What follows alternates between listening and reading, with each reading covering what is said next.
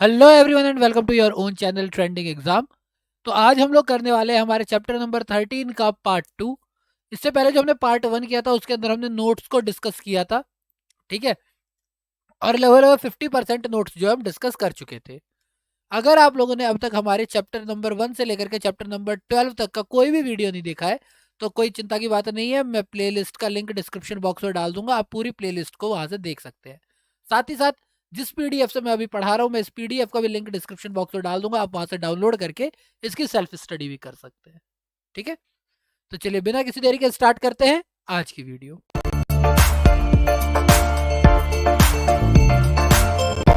तो अगर हम बात करते हैं 2019-20 की, देखिए इससे पहले जो ये वाली टेबल थी ये हम लोगों ने डिस्कस कर ली थी, किस देश के साथ हमारा आयात क्या था, निर्यात बढ़ा था घटा था और व्यापार से इसमें क्या फर्क पड़ा था। दो दो टेबल्स और थी वो भी हमने पढ़ ली थी।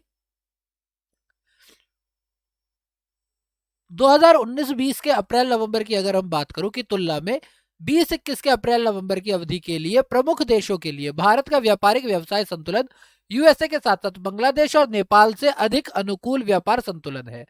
यानी कि यूएस से बांग्लादेश और नेपाल के साथ हमें फायदा है, हमें बात व्यापार करने में हमें कोई इतना नुकसान नहीं है। अप्रैल 2020-21 और अप्रैल नवंबर 19-20 के दौरान सबसे अधिक व्यापार घाटा चीन के बाद इराक और सऊदी अरब के साथ हमें हुआ था या हुआ है, ठीक है। दवा, ड्रग फॉर्मुलेशन, जैविक उत्पादों में लगातार सकारात्मक वृद्धि दर्ज की गई। हाल में हाल के महीनों में इसमें निरपेक्ष रूप से वृद्धि हुई है। ये तो आपको पता ही है कि जो आपके वो होते हैं, हम लोग क्या बोलते हैं उन्हें, ग्रीन ग्रीन प्रोडक्ट्स जो बोलते हैं हम लोग, ठीक है। जो कि पूरे ऑर्गेनिक प्रोडक्ट्स, बेसिक नाम तो ऑर्गेनिक है ना, तो जैविक जो कि कंप्लीटली क्या होता है ऑर्गेनिक होते हैं, उससे काफी अच्छी वृद्धि आई। आपको पता है फार्मास्यूटिकल्स यानी कि दवाइयों में तो काफी ज्यादा वृद्धि आई ही आई। इसके कारण अप्रैल नवंबर 2020 में इसकी हिस्सेदारी अप्रैल नवंबर 2019 से 5% से बढ़कर 7.1% की हो गई, जिसमें यह शीर्ष 10 निर्यात वस्तुओं के बीच दूसरी सबसे बड़ी निर्यात की गई वस्तु बन गई। इससे यह साबित हो रहा है कि भारत में दुनिया की फार्मेसी बनने की क्षमता है, यानी पूरी दुनिया को दवाई दे सके ऐसा भारत है। आयरन एंड स्टील एंड अन्य कॉमोडिटी है जिसका शेयर उक्त अवधि में 3% से बढ़कर के 4.4% हो गया। यानी ऊपर जो अवधि बताई गई है 2020 और 2019 वाली, तो 2019 में कितना था 3%, जबकि 2020 में ये कितनी हो गई है 4.4%, किसमें आयरन एंड स्टील के अंदर। हालांकि महामारी से संबंधित व्यवधानों ने मोटर वाहन कारों के निर्यात में तीव्र गिरावट दर्ज किया, क्योंकि अब यह क्षेत्र अप्रैल 2020 में निर्यातित शीर्ष 10 वस्तुओं में नहीं रह गया है 2020 के हिसाब से। शीर्ष 5 निर्यातित वस्तुओं की अगर हम बात करते हैं तो कौन कौन सी है। सबसे पहली बात अगर हम बात करते हैं तो पेट्रोल उत्पाद है, जो कि पहले पेट्रोल क्या है, पहले कितना था 13.5, अब कितना हो गया 8.8। औषधि निर्माण यानी ऑर्गेनिक प्रोडक्ट हो गए या फिर दवाइयों वाले हो गए, पहले 5% था अभी 7.1 है, बढ़ गया है। मोती कीमती चीजें जो है, देखो जितनी भी चीजों में पैसा बहुत ज्यादा लग रहा है वो तो घटे ही घटे हैं, क्योंकि पहले 7% था 5.5% है। लोहा और इस्पात बढ़ा है क्योंकि 3 से लेकर के 4.4 हो गया है। मशीनरी वगैरह विद्युत वगैरह भी बढ़ा है क्योंकि इनकी भी यूसेज बढ़ी है। भारतीय फार्मास्यूटिकल्स उद्योग दुनिया में तीसरे स्थान पर है। यह मात्रा के मामले में चीन और इटली के बाद आता है और मूल्य के मामले में 14वां सबसे बड़ा उद्योग है। भारत में विश्व फार्मा निर्यात में अपनी हिस्सेदारी को 10 वर्ष की अवधि के दौरान 2010 में 1.4% से बढ़ाकर 2019 में 2.6% कर लिया है। वर्ष 2019 में विश्व फार्मा निर्यात में हिस्सेदारी के मामले में भारत 11वें स्थान पर था, यानी पूरे वर्ल्ड में जितना भी सप्लाई होता है तो इंडिया 11वें नंबर पर सबसे ज्यादा सप्लाई करता है। और जर्मनी, स्विट्जरलैंड, संयुक्त राज्य अमेरिका शीर्ष 3 स्थानों पर है। सबसे ज्यादा कौन सप्लाई करता है, जर्मनी, स्विट्जरलैंड, देन यूएसए भी काफी ज्यादा मेडिकल चीजें जो है वो निर्यात करता है वर्ल्ड वाइड। वैश्विक फार्मास्यूटिकल्स बाजार 2023 तक 1.5 ट्रिलियन यूएस डॉलर से आगे निकल जाएगा। इस पृष्ठभूमि में भारतीय फार्मास्यूटिकल्स उद्योग का वर्तमान मूल्य 41 बिलियन यूएस डॉलर है, यानी कि 1.5 ट्रिलियन में 41 बिलियन तो हमारे पास है, तथा वर्ष 2024 तक इसमें 65 बिलियन यूएस डॉलर तथा वर्ष 2030 तक लगभग 120 से 130 बिलियन यूएस डॉलर तक की वृद्धि की संभावना है। प्रमुख कच्चे माल का आधार और कुशल कर्मचारियों की उपलब्धता ने भारत को जेनेरिक दवाओं के लिए एक अंतरराष्ट्रीय विनिर्माण केंद्र के रूप में उभरने में सक्षम बनाया है। इसके अलावा भारत एकमात्र ऐसा देश है जिसने यूएसए के बाहर USFDA compliant pharma plant API सहित 200 से 62 से अधिक की एक बड़ी संख्या है। ठीक है, यूएसए के बाहर अगर हम बात करते हैं तो भी भारत का एक बहुत बड़ा डिपार्टमेंट आता है एपीआई के अंतर्गत भी। अप्रैल अक्टूबर 2020 के दौरान भारत का फार्मास्यूटिकल्स निर्यात कुल 11.1 बिलियन यूएस डॉलर है, जिसमें 18% थी की होगा की शानदार वृद्धि दर्ज की गई है, जबकि यह एक वर्ष पहले 9.4 बिलियन अमेरिकी डॉलर था। तो आप देख सकते हैं कि काफी अच्छी ग्रोथ हुई है। इससे अप्रैल अक्टूबर में भारत के कुल निर्यात में फार्मास्यूटिकल्स निर्यात की भागीदारी 5.1% से अप्रैल अक्टूबर 2020 में 7.5% तक बढ़ गई है। यानी अगर मैं अप्रैल अक्टूबर की बात करता हूँ, एक साल पहले की बात करता हूँ, तो उस टाइम पे पहले कितनी थी 5.1, जबकि अभी कितनी हो गई है 7.3, जिससे यह अब तीसरी सबसे निर्यात की जाने वाली वस्तु बन गई है। तो हमने तो देखा ही था ना कि ये जो प्लान्स आए थे उसे पूरे दुनिया में भेजा जा रहा था, इंडोनेशिया में भेजा जा रहा था, मलेशिया में भेजा, कई सारे देशों में दवाइयां भेजी जा रही थी। जहां तक शीर्ष निर्यात देशों का संबंध है, संयुक्त राज्य अमेरिका अप्रैल नवंबर 2020 में भारत के लिए सबसे बड़े निर्यात बाजार के रूप में बना हुआ है, यानी हम सबसे ज्यादा निर्यात वहीं करते हैं। जबकि चीन अप्रैल नवंबर 2019 में तीसरे स्थान से दूसरे स्थान पर आ गया है। अप्रैल नवंबर 2019 में 5.4% तथा अप्रैल 2020 में लगभग 7.8% निर्यात चीन को किया गया। अंतिम वर्ष की तुलना में शीर्ष के 10 निर्यात देशों में मलेशिया नया जुड़ा है, जबकि शीर्ष के 10 देशों में नेपाल का अब कोई भी स्थान नहीं है। ठीक है, नेपाल हमसे ज्यादा निर्यात नहीं कर रहा है। तो बहुत सारे पॉलिटिकल कंट्रोवर्सीज वगैरह भी है, बहुत सारी अलग अलग चीजें भी है ना। शीर्ष 5 निर्यात गंतव्य कौन कौन से? सबसे पहले देखो यूएसए, पहले 16.9 था, अब 18 हो गया, यानी बढ़ गया है यहाँ हमारा निर्यात। चीन पहले 5.4 था, अब बढ़ गया, यानी ये भी नया ज्यादा है। यूएई यूनाइटेड अरब एमिरेट्स की बात करते तो इसमें घटा है हमारा निर्यात। हांगकांग के लिए सेम रहा है, सिंगापुर के लिए भी बढ़ा है हमारा निर्यात पहले की अपेक्षा। कच्चा पेट्रोलियम अप्रैल नवंबर 2020 में सबसे ज्यादा आयात की जाने वाली वस्तु बन गई है, जिसकी हिस्सेदारी 14.3% है, और साथ ही साथ अप्रैल नवंबर 2019 में 21% थी। यानी कि अभी कितना हो गया, सबसे ज्यादा क्या बेचा जा रहा है, कच्चा पेट्रोलियम वगैरह जो वो भी काफी ज्यादा निर्यात किया जा रहा है।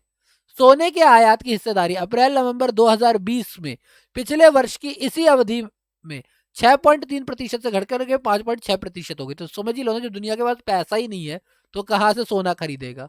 ऐसा थोड़ी ना जो घर में पड़ा हो सोना तो काहे करो ना, भैया सोना खरीदना भी तो होता है। जिससे दूसरे स्थान से खिसक कर तीसरे स्थान पर आ गया, यानी सोने का निर्यात घटा है हमारा। अप्रैल नवंबर 2020 में शीर्ष 10 आयात वस्तुओं की सूची में कंप्यूटर हार्डवेयर तथा पेरिफेरल नई वस्तुएं जुड़ी हैं। यह अब अधिक लोगों के घर से कम से काम करने के कारण बढ़ी मांग से कुल आयात वस्तुओं का 3.0% है। यानी सीधी सी बात है, मैं आपको ऐसे ही समझा देता हूँ कि लॉकडाउन से पहले जो लॉकडाउन का टाइम था उस पीरियड में मेरे को भी ज्यादा जरूरत नहीं थी। आप देख रहे हो ये जो राइटिंग पैड हम लोगों ने खरीदा है, उसके बाद वेब कैम्स बहुत सारे बिके हैं, माइक्स बहुत सारे बिके हैं, लैपटॉप्स बहुत सारे बिके हैं।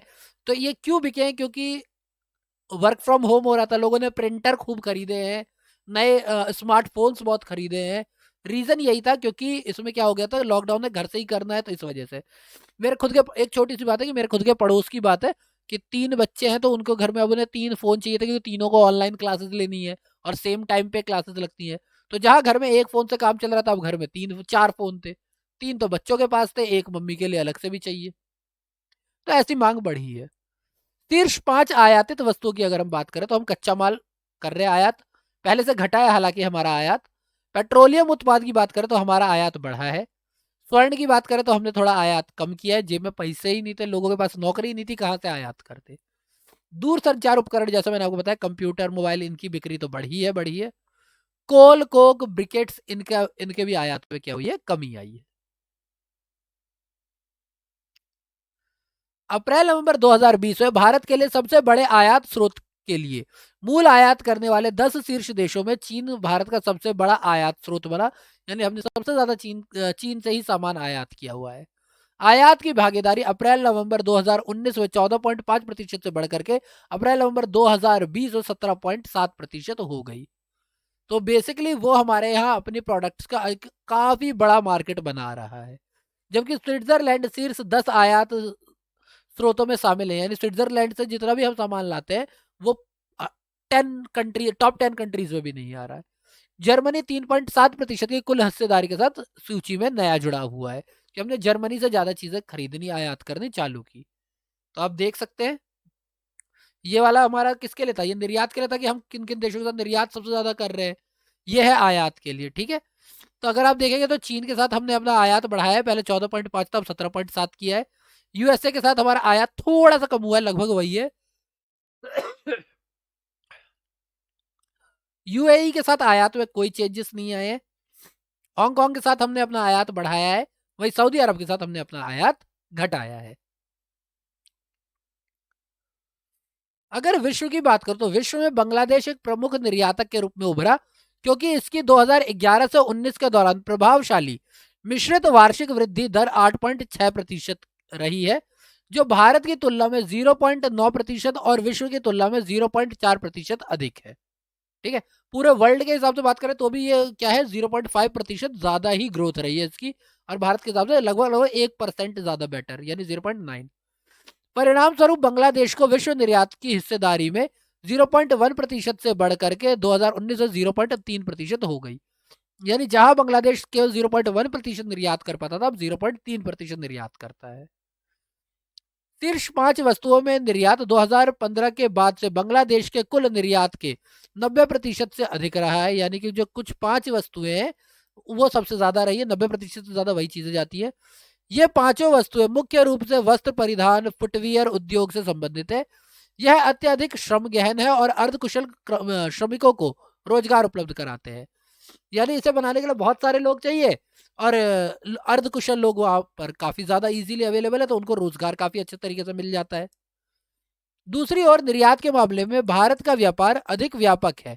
यानी निर्यात के मामले में हमारा थोड़ा बड़ा एरिया, हम सिर्फ 5 वस्तुओं को नहीं 5 से ज्यादा वस्तुओं को निर्यात करते हैं, क्योंकि शीर्ष 5 वस्तुएं संयुक्त रूप से कुल निर्यात का लगभग 40% ही योगदान देती है। ये वस्तुएं पूंजी और प्रौद्योगिकी गहन है, यानी ये मेनली कैपिटल लेती है और टेक्नोलॉजी लेती है।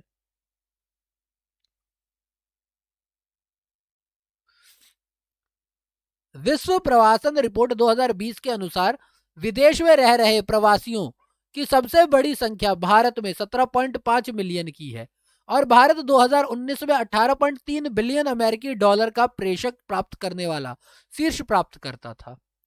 हालांकि विश्व बैंक के अनुसार वर्ष 2020 में कम और मध्यम आय वाले देशों यानी कि LMICS में 7.2% तक प्रेषक के प्रेषण के घटने के अनुमान है।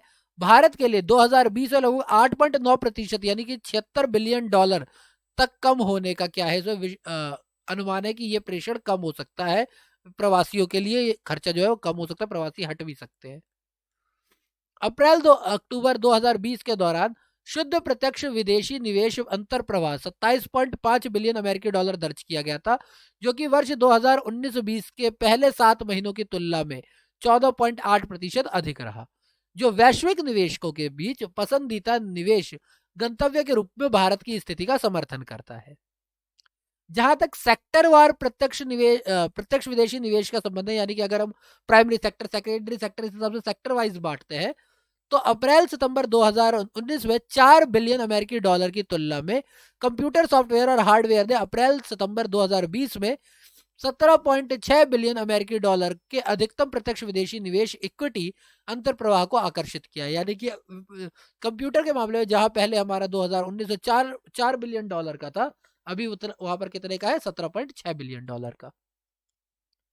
प्रत्यक्ष विदेशी निवेश इक्विटी अंतर्वाह के मामले में सिंगापुर सर्वाधिक निवेश करने वाला देश बना हुआ है। यानी हमारे देश में सबसे ज्यादा पैसा कहां से आया है, सिंगापुर से, जो कि संयुक्त राज्य अमेरिका ने 1 साल पहले इसी अवधि में चौथे स्थान की तुलना में दूसरा स्थान प्राप्त किया है। यानी कि बेसिकली क्या बोला हुआ है कि अमेरिका सेकंड नंबर पर और नंबर 1 पे कौन है, सिंगापुर है।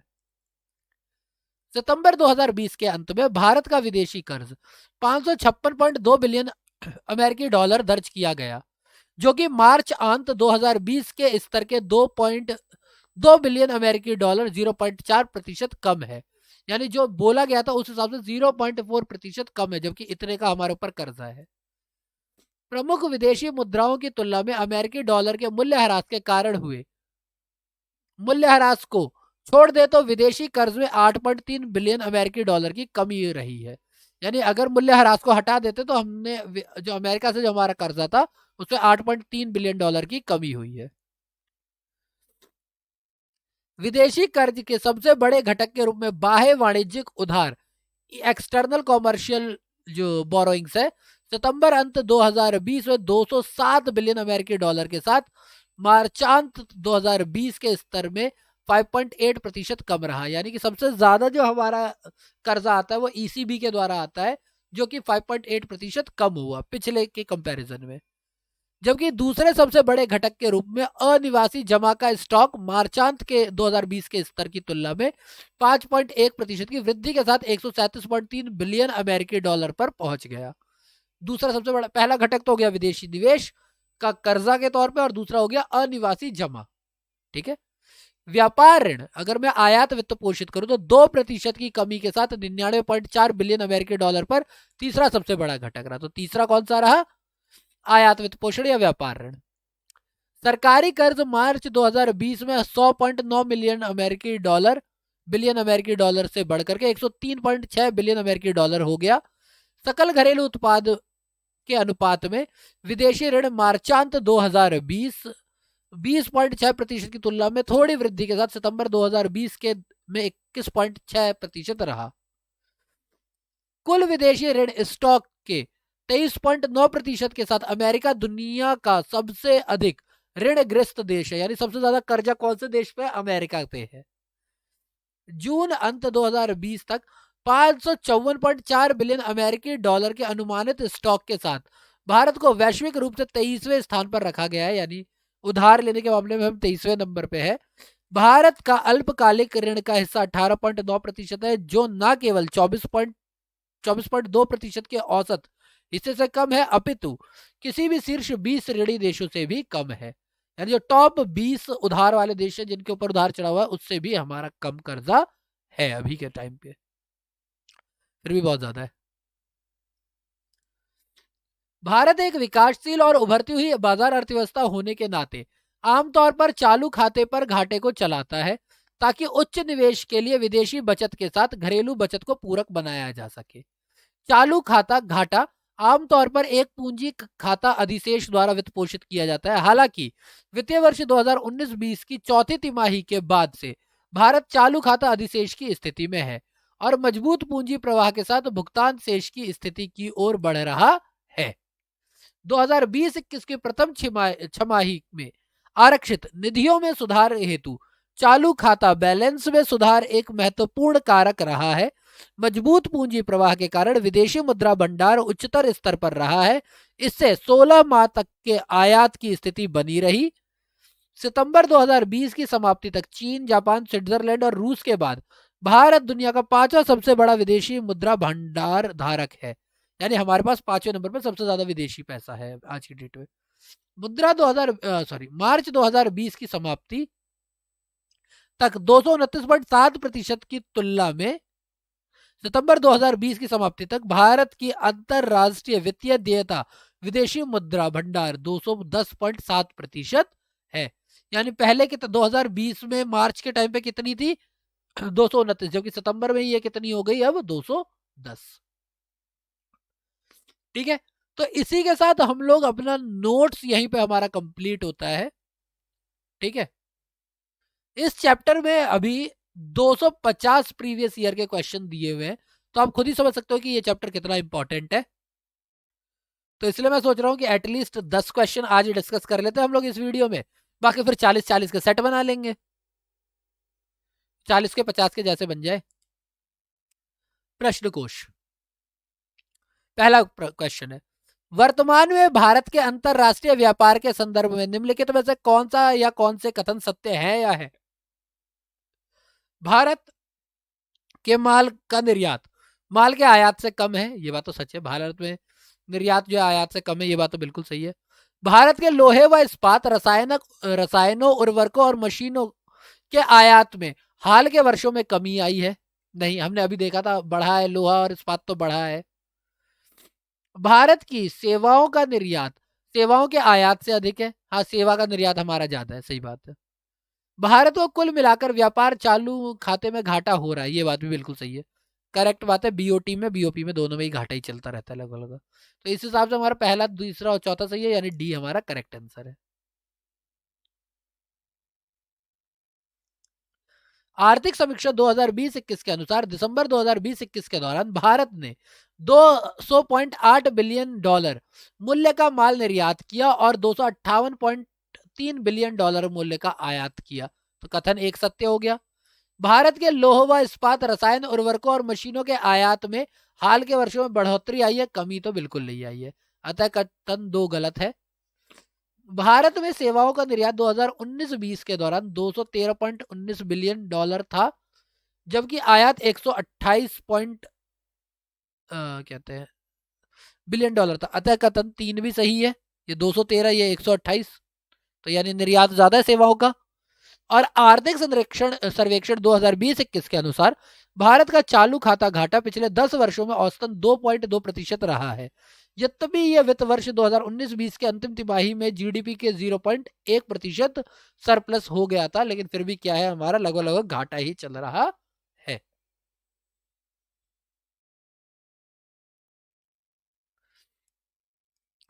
क्वेश्चन नंबर 2, भारत में प्रत्यक्ष विदेशी निवेश के संदर्भ में निम्नलिखित में कौन सी प्रमुख विशेषताएं मानी जाती हैं? ठीक है, यह मूलतः किसी सूचीबद्ध कंपनी के पूंजीगत साधनों द्वारा किया जाने वाला निवेश है ना। यह मुख्यतः ऋण सृजित ना करने वाला पूंजी प्रवाह है। सही बात है, इससे ऋण नहीं बनता। यह ऐसा निवेश है जिसमें ऋण समाशोधन अपेक्षित होता है ना। बिल्कुल गलत, ये नहीं होता। ठीक। और यह विदेशी संस्थागत निवेशकों द्वारा सरकारी प्रतिभूतियों में किया जाने वाला, बिल्कुल नहीं, बिल्कुल नहीं।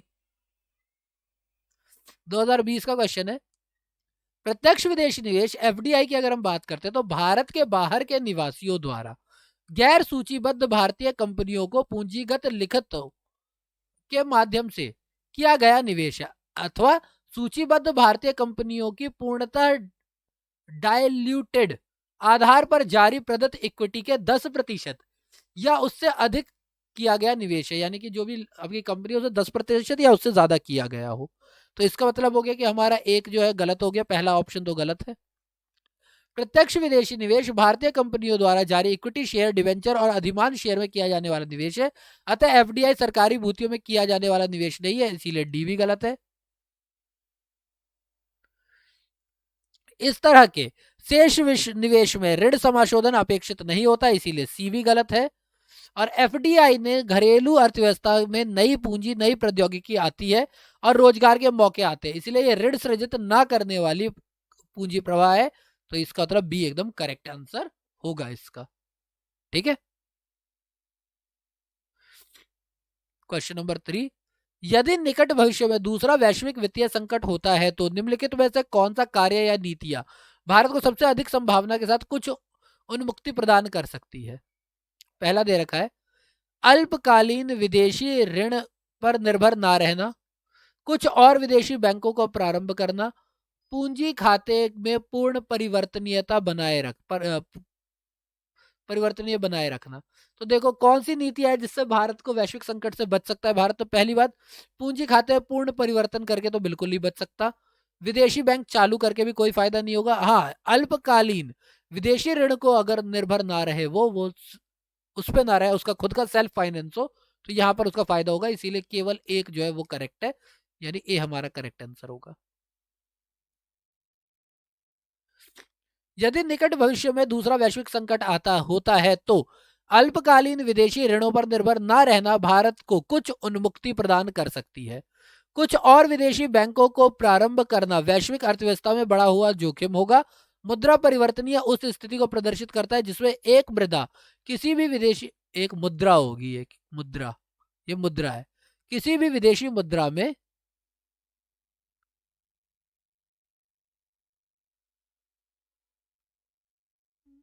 परिवर्तित हो सकती है अथवा प्रचलित विनिमय दर पर बिना किसी सरकार के हस्तक्षेप के परिवर्तित हो सकती है। भारत में वर्तमान में चालू खाते पर रुपए की पूर्ण परिवर्तनीयता लागू है, जो कि पूंजी खाते पर अनुमति अनिवार्य है। ठीक। वही क्वेश्चन नंबर 4 की अगर हम बात करते हैं, तो भारत सरकार का कौन सा मंत्रालय भारत में विदेशी व्यापार नीति से संबंधित है? तो ये है हमारा रक्षा मंत्रालय। क्यों होगा? विदेश मंत्रालय नहीं होगा और गृह मंत्रालय भी नहीं होगा। वाणिज्य एवं उद्योग मंत्रालय यानी कॉमर्स एवं इंडस्ट्रियल मिनिस्ट्री है, ministry of commerce and industry. Bharat सरकार का वाणिज्य एवं उद्योग मंत्रालय भारत की विदेश व्यापार नीति से संबंधित है। वर्तमान समय में पीयूष गोयल केंद्रीय वाणिज्य एवं उद्योग मंत्री हैं। आप जब एग्जाम दोगे तो देखना ये चेंज भी हो सकते हैं। क्वेश्चन नंबर 5, वाणिज्य विभाग की दीर्घकालीन दृष्टि से भारत को विश्व के व्यापार का मुख्य सहयोगी बनना है। कब तक? तो ये हमने मान के चला था कि 2020 तक वो बहुत बन जाए वाणिज्यिक विभाग के मामले में। वाणिज्यिक विभाग की दीर्घकालीन दृष्टि में भारत को विश्व के व्यापार का मुख्य सहयोगी बनाने के लिए का वर्ष 2020 तक है। पता नहीं बना है कि नहीं। अंतरराष्ट्रीय व्यापारिक संगठनों में भारत के बढ़ते महत्व के अनुरूप नेतृत्व की भूमिका में लाना है, यानी Bharat as a leader perform करे। वाणिज्य विभाग का लक्ष्य भारत के व्यापार और सेवाओं में निर्यात को वर्ष 2019-20 तक 900 अमेरिकी डॉलर बिलियन या अमेरिकन तक पहुंचाना है, यानी कि लगभग लगभग इतना हमारा व्यापार होना चाहिए। क्वेश्चन नंबर 6, भारत के व्यापार सकल घरेलू उत्पाद के बारे में निम्नलिखित में कौन सा कथन सत्य है? यानी कि व्यापार सकल घरेलू उत्पाद के मामले में भारत का व्यापार सकल घरेलू उत्पाद अनुपात वर्ष 2000 से 50% से अधिक रहा है। वर्ष 2000 से लेकर के अभी तक 50% से अधिक रहा है। हाँ, ये बात सही है। भारत का सकल घरेलू उत्पाद, भारत का व्यापार सकल घरेलू उत्पाद अनुपात वर्ष 2007 में न्यूनतम था। नहीं, ये बात गलत है। भारत का व्यापार सकल घरेलू उत्पाद अनुपात वर्ष 2019 में 46.02% था। नहीं, ये भी गलत है। और भारत का व्यापार सकल घरेलू उत्पाद अनुपात वर्ष 2019 में 2018 से लगभग 3.4% कम था। तो ये भी बात गलत है। क्यों गलत है जरा अब ये देख लेते हैं। भारत का व्यापार सकल घरेलू उत्पाद अनुपात वर्ष 2000 में 26.9% था, जो वर्ष 2019 में 39.55 यानी 39.55% हो गया, जो लगभग 50% से अधिक है। भारत की व्यापार जीडीपी अनुपात 1970 में न्यूनतम 7.66 थी। कब थी? 1970 में। ठीक है। और वर्ष 2018 में यह 43.405 यानी 405% था, जो वर्ष 2019 में 39.55% से 3.855% अधिक था। नॉट 3.4%, 3.855%। ठीक है। तो इसीलिए ए हमारा करेक्ट आंसर होगा, केवल ए करेक्ट होगा।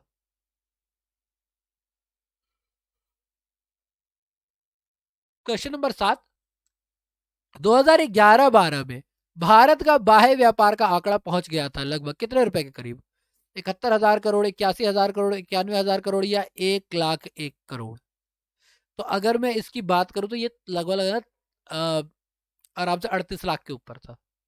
एक दो तो था ही नहीं, 38 लाख के ऊपर था ये। ठीक है। 2014 का क्वेश्चन है, इसलिए चारों में से कोई सा भी नहीं होगा। वाणिज्य विभाग की रिपोर्ट के अनुसार वाणिज्य वर्ष 2011-12 में भारत का कुल बाह्य व्यापार, मैंने बोला था ना 38 लाख 11,360 करोड़ रुपए था। अतः उपयुक्त प्रश्न का कोई भी विकल्प सही नहीं है। मार्च 2021 को जारी आंकड़ों के अनुसार वर्ष 2020-21 जो कि अप्रैल फरवरी में बात करते हैं, में भारत का समग्र निर्यात 439.64 बिलियन अमेरिकी डॉलर रहा, जो इससे पिछले साल 2019 की समान अवधि की तुलना में -10.14 यानी कि 10.14 का घाटा हुआ है। इस बार नकारात्मक वृद्धि को प्रदर्शित करता है। इसी तरह वर्ष 2020-21 अप्रैल फरवरी में भारत की समग्र आयात जो कि 447.44 बिलियन अमेरिकी डॉलर था, वो पिछले साल इसी अवधि के दौरान अगर उससे कंपेयर करते तो अभी 20.83 की नकारात्मक प्रतिशत वृद्धि हुई है। ठीक है।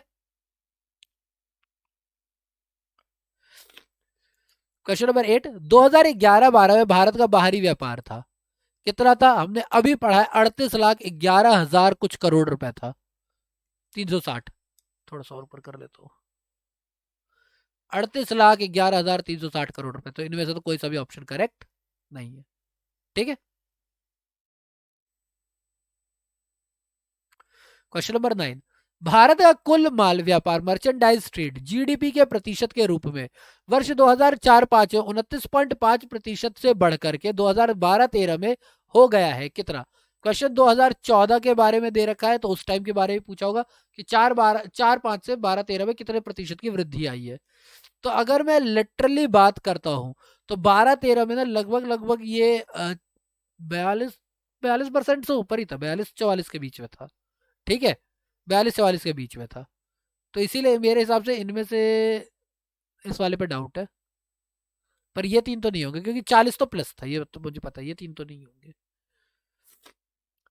ओके, आर्थिक समीक्षा 2012-11 के अनुसार अंतिम अनुमान, ठीक है, जीडीपी के प्रतिशत के रूप में भारत का कुल वाणिज्यिक व्यापार 2004-5 में 27% से बढ़ करके वर्ष 2012-13 में 44.1%, तो 45 भी गलत है, 44.1% हो गया था।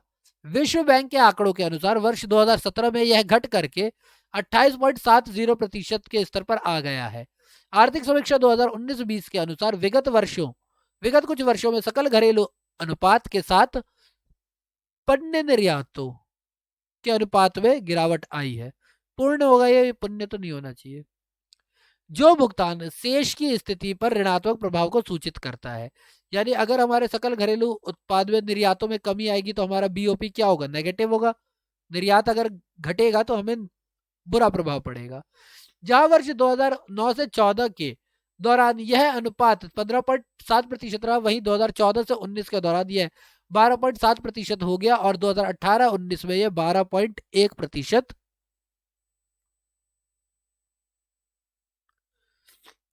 तथा वर्ष 2019-20 की प्रथम तिमाही के दौरान यह अनुपात 11.3% रहा। वैश्विक मंदी का भारत में के निर्यात पर प्रतिकूल प्रभाव पड़ा है, यानी हमारा निर्यात बहुत घटा है। सरकार द्वारा मेक इन इंडिया कार्यक्रम पर अधिक बल देने को ध्यान में रखते हुए कुल निर्यात के विनिर्माण निर्यात के भाग में वृद्धि अपरिहार्य है, यानी यह होना ही था।